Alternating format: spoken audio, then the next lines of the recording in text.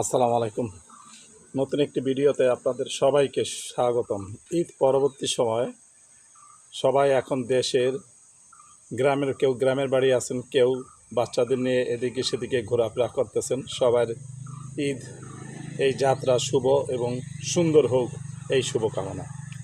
আজকে যে বিষয়টি আপনাদের সাথে কথা বলবো, তার আগে আপনাদের কাছে বিশেষ অনুরোধ, আমার এই চ্যানেলটা অবশ্যই একটু সাবস্ক্রাইব করে দেবেন, যাতে আমার ভিডিওগুলো সবাই দেখতে পারেন। আশা রাখি আমার কথাগুলো সবার কম বেশি ভালো লাগবে। যে বিষয়টা আজকে আপনাদের সাথে উপস্থাপন করতে চাই সেটি হলো, আজকে ঈদের পরবর্তী সময় যে কথাটি মনের ভিতরে বেশি ভালো লাগলো, বর্তমানে বাংলাদেশের প্রধানমন্ত্রী জননেতা তারেক রহমান, গতকালকে দেখলাম তিনি এক পুলিশ সদস্যকে বুকে জড়িয়ে ঈদ পুণ্যমিলনী একটা অনুষ্ঠানে তাকে দেখা গেল।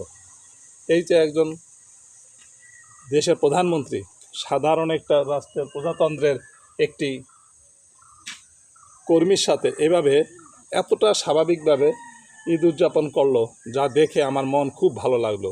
সাধারণ মানুষের সাথে মিশে সে যেভাবে এই যে আনন্দটা উপভোগ করলো, ভাগাভাগি করলো, তাতে সাধারণ মানুষের মধ্যে আমাদের একটি নতুন আশা এবং একটি নতুন উৎসাহ উদ্দীপনা দেখতে পেলাম সারা বাংলাদেশের মানুষের ভিতরে।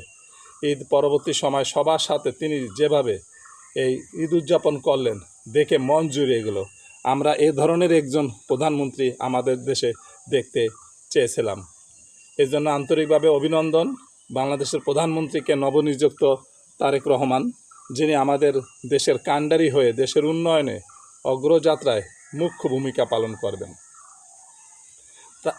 তিনি তার কাছে আমাদের অনেক কিছু চাওয়া, বিশেষ করে আমাদের উন্নয়ন, আমাদের প্রশাসনিক বিভিন্ন জায়গায়, শিক্ষা ব্যবস্থা, অর্থনীতি, স্বাস্থ্য, বিভিন্ন খাতে আমাদের দেশটা যাতে সামনের দিকে এগিয়ে যায়, সেদিকে তিনি অবশ্যই সজাগ দৃষ্টি রাখবেন। বিশেষ করে বর্তমানে কিন্তু সারা বিশ্বে একটি বৈশ্বিক সমস্যা চলতেছে অর্থনৈতিক, বিশেষ করে মধ্যপ্রাচ্যের যুদ্ধ পরিস্থিতি, যা আমাদের দেশের কিন্তু অর্থনীতির উপরে বিশাল একটি প্রভাব সৃষ্টি করবে। আসুন আমরা আমাদের এই একটি ক্লান্তি লগ্নে আমরা সমস্ত দেশের মানুষ ঐক্যবদ্ধভাবে দেশের উন্নয়নে যার যার অবস্থান থেকে সহযোগিতা করতে পারি, দেশের মানুষের পাশে দাঁড়াতে পারি, সেদিকে সবাই সজাগ দৃষ্টি রাখি। সাথে সাথে যারা দেশের গ্রামে বিভিন্ন জায়গায় ঈদ উদযাপন করতে গেছেন, তারা নিরাপদে এবং ভালোভাবে সুস্থভাবে ঈদ উদযাপন করেন। সবার কাছে এটুকুই আমাদের প্রত্যাশা। সবাই আবার নিজ নিজ কর্মস্থলে আবার আমরা ফিরে যেতে পারি।